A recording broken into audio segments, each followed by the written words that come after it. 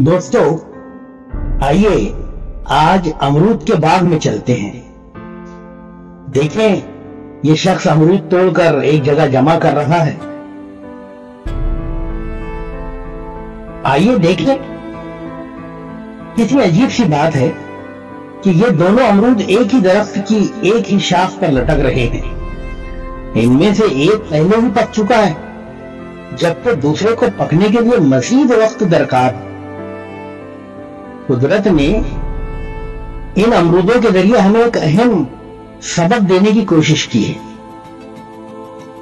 काश कि हम समझ जाएं। दोस्तों, जब हम अपने इर्द गिर्द दूसरों को कामयाब होता देखते हैं, जबकि हम अभी कामयाब नहीं हुए हैं, तो इसका मतलब ये नहीं कि हम नाकाम हैं। ये सिर्फ इस बात की निशानी है कि हमारा वक्त अभी नहीं आया, अभी हम पके नहीं। लिहाजा हमें सब्र करना चाहिए, इंतजार करना चाहिए और मायूस नहीं होना चाहिए। मायूसी बहुत बुरी चीज है। सोचना चाहिए कि शायद हम अभी अपने पकने के मकाम से सिर्फ चंद कदम दूर हैं।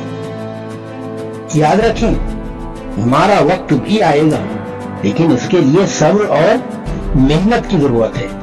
सब्र और मेहनत को ना छोड़ें, काम करते रहें, मेहनत करते रहें, कामयाबी जरूर आएगी। अपनी सोच को मुस्बत रखकर कोशिश करें और अपने मकसद को हासिल करें।